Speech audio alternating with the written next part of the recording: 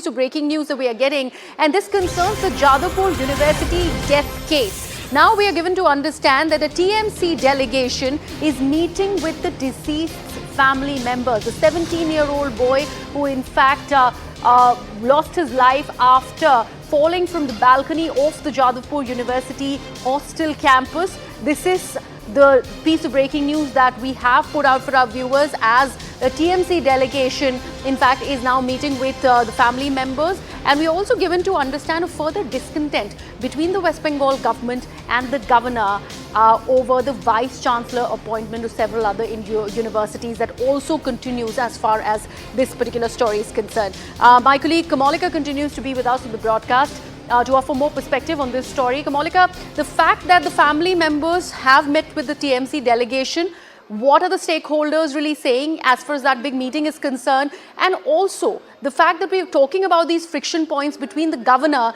and the state government, what can you tell us about that? See, as far as the family is concerned, they're absolutely shattered. So, you know, they are the TMC delegation team, which includes the education minister himself. They went there, they assured them that they will be there with them and justice will take place. Also, the Honorable Chief Minister, 3 days back after the day the incident took place, the Chief Minister herself also called the parent and they spoke at the streets, and the Chief Minister also promised that justice will take place. But the fact is that 17 years boy is no more. Yes. That's the the truth with which they have to live for their entire life. On the other hand, 5 o'clock, the governor has called a special court meeting where the stakeholders of the universities will be there. But this tussle between the government and the governor, that is creating a problem as far as the education is concerned. Because a couple of places, the chancellor, the VC, which is the governor, has changed the VC. The state government is not abiding by that. So there's this tussle. So the new tussle, we have seen that Kunal Ghosh, he has tweeted that they are getting in news that more change of VCs will take place in various places. That tussle is creating a problem. As far as Jadavpur is concerned, for the last 16 days, there is no VC. So basically, whom the authorities who are there, like register, will report, nobody knows. But this is only for 16 days. What was happening before that? That's the big question. Right now, as we are talking, the registrar inside Lal Bazaar, which is the Kolkata police headquarters, this registrar, she is being questioned there by the police.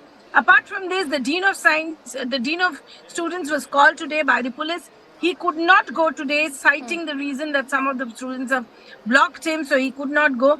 But there's another professor from the left wing, CPIM based, the professors union Juta. Another professor has also been called today by the police for some questioning. But clearly, it's questions are on authorities, the loopholes, the problems, the main culprit also in some way we can say the authorities of the university, who actually were sleeping for so long. And it took a 17 years old life to actually wake them up from their sleep. What were they doing? And staying in studied here also. One thing is very clear, that this is something which was not new. Every newcomer in Jadavpur University have to face this if they are staying in hostel and otherwise. So that is one thing which the leading question. Which and Kamalika, since you mentioned the registrar of the university, the fact that she was clearly missing for 4 days to when the incident really took place, and now that she's been questioned on those very grounds, any initial information that you are picking in as far as that probe is concerned and the round and line of questioning is concerned? Basically, this question will be asked to her. That for so long, what was the university doing about the anti-ragging aspect? What was the university doing? What led? Who allowed these ex-students to stay? That's a big question. And that question, definitely the police we are getting from the police source. So that will be asked to the register. That why did they allow the ex-students? What led to really do nothing with the anti-ragging committee? That question, what actually happened that night? It is like coming that dean of student was called around 10:10 that night, and he called up the hostel super, and then he did not know anything. Why did he not go there? He's the dean of students. So all these questions will be definitely quizzed by the police also, because 9 people have been arrested. Police is very serious about this case, and they're trying to, because it's a matter of life. There's unrest, there's protests going on everywhere, but the big thing is that what is that? The register came after 4 days of this incident. Absolutely. He saying was blocked.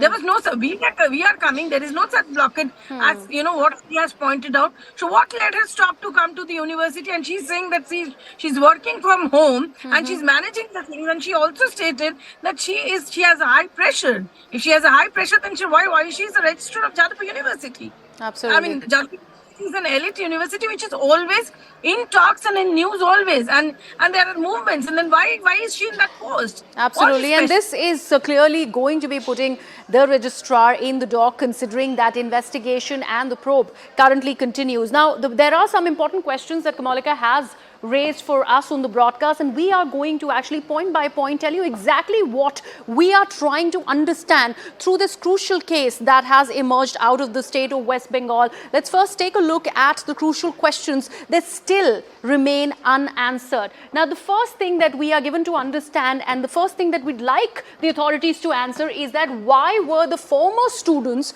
really staying in the university after having passed out of the Jadavpur University? Why were they still on campus? The second question, why no CCTV cameras were placed in the hostel premises? Remember, that is one key lack of evidence because of which the investigation is taking so much of time. What explains the delay on the dean's part to act after the incident?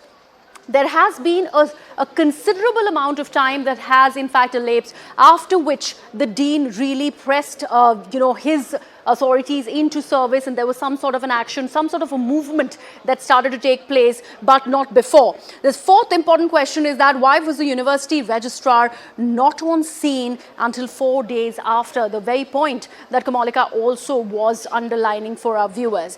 Is the anti-ragging committee active in Jadavpur University? What are the details that we are picking up as far as that is concerned? Because there needs to be a complaints committee, an anti-ragging committee that looks at harassment of students, and that's a crucial aspect as far as being on a university campus is concerned. If we take a look at the sixth question that we would like answered, is whether the UGC guidelines are flouted and why no action has been taken so far. Crucial questions that still remain, remember, unanswered as far as this death of a 17-year-old student is concerned. And right now, the life of that 17-year-old is still hanging in balance because those crucial questions are not yet answered as far as this death as in the Jadavpur University is concerned. With that, we are slipping into a very, very short break. We'll come right back with all the other top stories.